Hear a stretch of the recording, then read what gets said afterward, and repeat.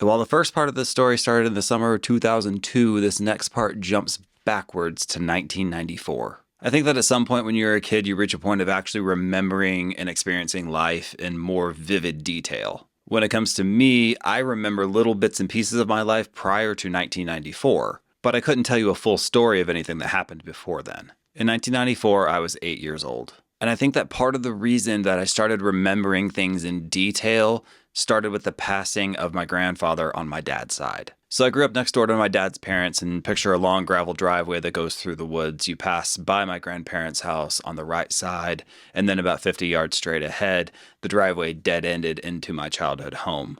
So I could look out my living room window and I could see the side or back of my grandparents' house. So I was close to them because I knew no different than to always have them within walking distance of me when I was growing up. And the thing is, they were both very old, like super old in comparison to the grandparents of my friends. My grandfather was born in rural Georgia in 1905. My grandmother was born in the same area in 1913. And they were always farmers, that's what they knew. My grandfather had no formal education. He couldn't read or write. My grandmother, on the other hand, finished up to, I think, about fourth grade. Now, my grandmother had her first child when she was 20 years old, and that baby's name was Frances. Now, my Aunt Frances also had her first child when she was 20 years old. What's interesting, though, is that my grandmother was also pregnant with my dad at that same period of time, which means that my grandmother and her 20-year-old daughter were both pregnant at the same time in 1953. That means that my dad was the baby of his family by many years. So by the time I was born in 1986, my grandfather was 80 years old and my grandmother was 72.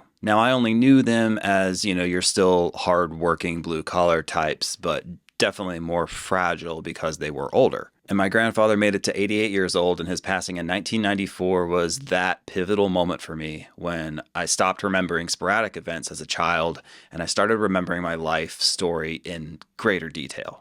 It's also when my insomnia started setting in, and it was the first time that I remember seeing a shadow person. Now, I'm not sure why my family did this. I've never actually asked, but when I was a kid, we all slept with our bedroom doors open. And we had a very small house. When you walked down the main hallway, there was my door on the right, my parents' door on the right just beyond that, my sister's door dead-ended at the end of the hallway. Directly across from my bedroom door, there was a bathroom, and that was the only bathroom in the house. So the three of us shared that my entire childhood and into early adulthood. And since that bathroom door was directly across from my bedroom door, and we slept with our doors open, if anybody ever had to get up to go to the bathroom at night, it woke me up. As a child, you just kind of learn to sleep through that kind of stuff. It becomes normalized at some point if you do it like your entire existence. So my grandfather died in September of 1994, and it was right around that same time that I started actually waking up when people would go to the bathroom at night. Not like, you hear something and you just kind of fall back asleep and it's not a big deal. That's what it was before that. But about the time my grandfather died when I was 8 years old, I started actually waking up when I would hear people going to the bathroom at night. As time went on, it got a little bit more annoying because it's like, well, why am I waking up all of a sudden right now when people are going to the bathroom? It doesn't make sense. Because I would be startled and I'd wake up just enough to where I would catch someone's shadow going down the hallway, crossing into the bathroom, and then just kind of immediately going right back to sleep like I had before. I was just waking up a little bit more now as opposed to what I had been. And then it started to feel a little bit different because before I would wake up because I would hear, the click of the doorknob or someone rub against the door frame, something like that. The light coming from under the door, that's what would kind of wake me up, and then I'd be able to just kind of fall back asleep again. But this was a little bit different because I wasn't hearing the same thing. I was just kind of waking up a little bit, and then I was seeing a figure go across the door and then across the other way. So what was really waking me up was when people would go into the bathroom.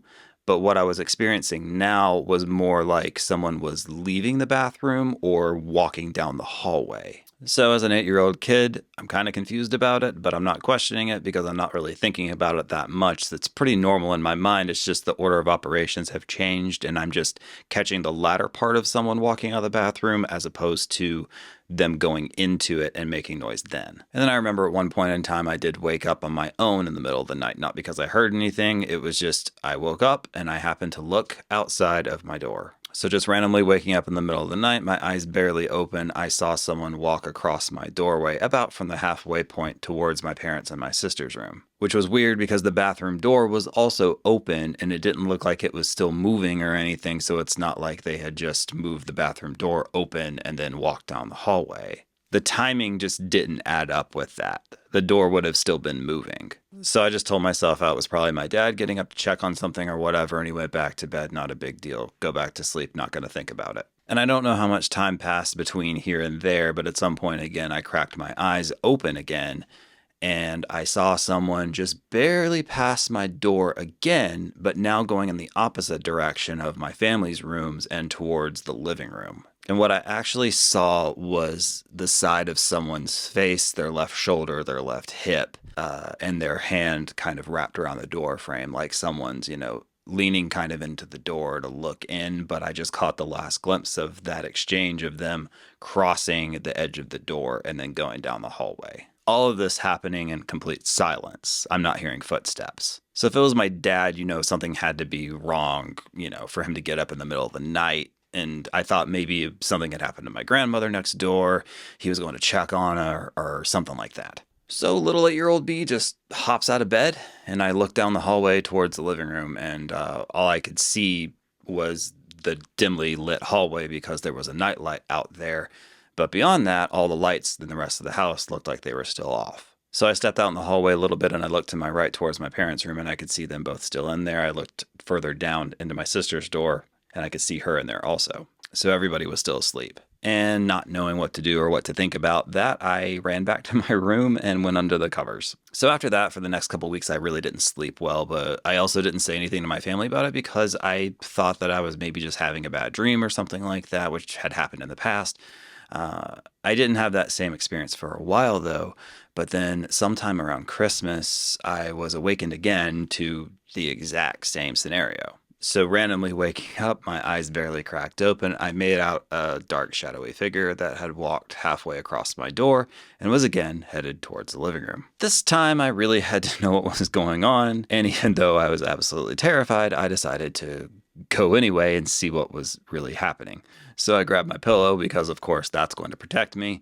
I looked around the corner of my door and there was nothing other than the dark hallway and the nightlight there again. So I started walking in the direction that the person had walked. And like I said, this was Christmas time, but we weren't one of those families that left our Christmas tree illuminated all night. Everything was turned off at night because of fire hazard or whatever. So everything was still very much dark. The only thing you could see when you went into the living room at night was just through the glass of our wood-burning heater, you could see orange embers. And that was really it. It was just the faint glow of an orange ember in the bottom of the fireplace that you could see through the glass. And it wasn't enough light to actually cast anything into the room, so it wasn't illuminating anything. It's just like you could just see glowing orange in front of you, so that at least you knew that's where the heater was, that's where the wall was. And there was a window to the left of it and a window to the right of it. And those are the living room windows that you could see that faced my grandparents' house a little bit further down the driveway. The back door was also located in the living room, so I, of course, looked over there, and the deadbolt was still there, still locked. The handle lock was still locked also. The security light that was outside of the back door was not illuminated, so there was nobody out there. So I walked towards the window to the left of our heater, and when I looked out the window, I could see the faint figure of a man in the moonlight in our driveway, about 50 feet from the back of my grandparents' house, just walking.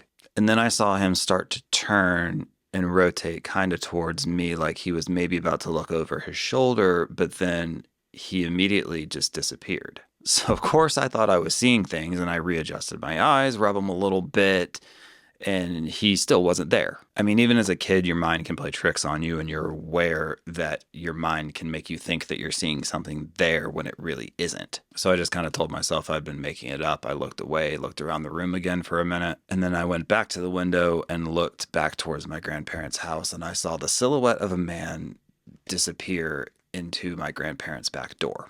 Not opening it and walking through it, but just walking through it. After that, I had very strong reservations about even going into my grandparents' house anymore. My grandmother lived there still with my uncle, who had been the caretaker of my grandparents for pretty much most of their lives, but I still had an off feeling anytime that I would go in there. So after that, I still saw the shadow man occasionally in the middle of the night, but made a decision that I really didn't want to pursue whatever that was. Not immediately, anyway. So I went through 2 more years of this, normalizing what I was occasionally seeing and just trying not to think too hard about it. So I went through 2 more years of this and kind of normalizing what I would occasionally see and not thinking too hard about it, because part of me was still thinking that I was making it all up. Because what I had always heard is that ghosts and spirits or whatever all had ill intent. My evangelical upbringing had me believe that Jesus was the only good spirit that could exist. And that if the shadow man wasn't actually trying to hurt or scare me, I had to just be making it all up, because that would be the only purpose for him to even exist. So my mind was really starting to get the better of me. And then in the fall of 1996, my grandmother passed away also. As you would expect, prior to that, those 2 years that had gone on, she went through some changes, and you could tell, even though she would not try to show it, you could tell how deeply it had affected her that my grandfather was no longer around. There was just a shift. It wasn't a depression or anything that you could see on the outside, but you could definitely tell that something had changed in her. And something I remember very vividly is that when she was buried, the side of my grandfather's concrete burial vault was visible on the side that my grandmother's grave was dug. They were buried side by side. And when the tractor was digging out the hole, it nudged the side of my grandfather's burial vault, and you could see just like a 6-inch square of concrete where it was now exposed. And that might not sound like anything, and it's probably something that's very normal when you're digging a grave, but I had just a weird feeling that I was seeing something that we buried 2 years prior, and now I'm seeing it again. And there was just something a little unsettling about that as a 10-year-old. That doesn't necessarily have anything to do with anything. That's just a little side note that I do remember very clearly. So my grandparents' house that was next door to us was never actually empty because my uncle still lived there. I still passed it every day. My grandparents' bedrooms actually stayed pretty well untouched for a number of years after that too. Nothing had ever really changed other than 2 less people were now living in the house. Now, after my grandmother died, I kind of stopped seeing the shadow people just walking by my room and catching them out of the corner of my eye. That kind of dissipated for a little while after she passed. So a year went by, and into the next winter, now being 11 years old, and probably about 2 years since I had last seen a shadowy figure walking down our driveway that one time. At that point, I had a TV in my bedroom, and I would leave it on at night with the sleep timer going, so it would just turn itself off. And sometimes when the TV would power down, it would make a pop through the speaker. I don't know why, just a little quirk, but there would be a slightly audible pop. And sometimes that slightly audible pop would be enough to just wake me up, and then I'd go right back to sleep. So one night, a few days before Christmas in 1997, I had my routine of leaving my TV on, the sleep timer was running, and just like always, whenever it turned off, that audible pop through the speaker happened. This time it woke me up to where my eyes kind of cracked about halfway open, and as I kind of scanned the room and looked past the TV, through the door and into the hallway, I saw it again. There was a person walking past my door. This time is different though, because I saw a person literally just walking across my door. Not halfway across the frame like had happened every other time, like I was catching something out of the corner of my eye.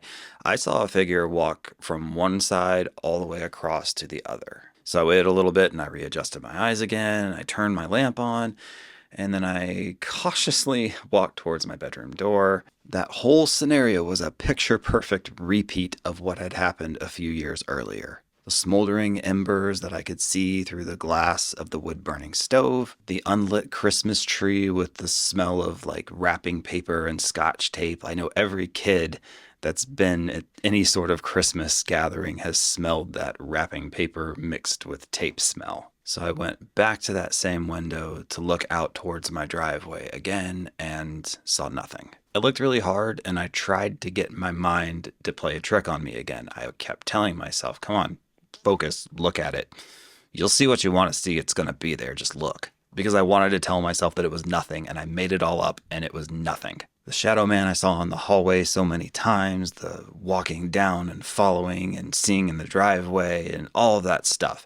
It was just a dream. I made it up. It was my imagination. It wasn't real, and this would have confirmed that. But as I was turning away towards the Christmas tree again, the corner of my eye caught something out the window. To the left of our driveway, a little over halfway between my parents' house and my grandparents' house, there was a mulberry tree. Beside that mulberry tree, there was a swing, like two people would sit in side by side. In front of that, there was a steel table that was mounted to the ground with a concrete slab. That was always our family meeting place. We would clean up corn there after it was picked. Whenever we grew watermelons in the summer, we would all go out there, my parents, my uncle, my grandparents, my sister, and we would eat watermelon and cantaloupe together out there. It was our little community gathering spot. And in the middle of the night, I looked out there and I could see that swing slightly swaying back and forth, but I couldn't see any other leaves or trees moving like it was the wind. So I looked away a little bit, adjusted my eyes one more time, and looked back at the swing, and I could see the outlines of two people. Clear as day, there they were. And I could tell the moon was peeking out through the clouds a little bit and kind of going across the yard. And on the right side, I could see a man in a white shirt kind of leaned forward, sitting in the swing, like he was fidgeting with his hands or something. And to his left, there was a woman with long hair who was sitting there looking straight ahead in a light-colored dress, both kind of pushing just barely with their legs to rock the swing a few inches forward and backward. I kept readjusting to see if I was making it up, but it was right there happening in front of me. So the man leaned up and sat erect at that point, and he looked over at the woman and showed her something that he was holding in his hands. She looked at it, and then they both turned to look at each other, and that's when it just disappeared. That whole scenario, the whole thing, both people, they weren't there anymore. They completely disappeared as I was watching them. They didn't acknowledge me. They were just gone. And to this day, I do know who the first shadow person that I kept seeing was. And on that day, I figured out who the second shadow person was also. And I don't know why I was their only witness. Or maybe I'm not, and I have family members with similar stories, but they've just never told me. Now, you may be thinking that one of the shadow people was the man with the cigarette that I met in the basement of the school in 2002. And that would make sense, but you'd be wrong about that. Because that happened 5 years later, and even when I was in that basement standing in front of the cigarette man, I knew that wasn't the same person that I had seen all those years prior. Because those two people were George Irvin and Lucy Nell Silvers. They were my grandparents. The man in the basement was someone else. And the reason I went so far back to the beginning of my paranormal experiences is because everything was and still is connected together. But for it all to make sense, we have to start chronologically at this point, meet somewhere in the middle, and then continue a little bit farther past that. And we'll continue that in part 3. So stay tuned, because I promise it gets even better from here. I'll see you then.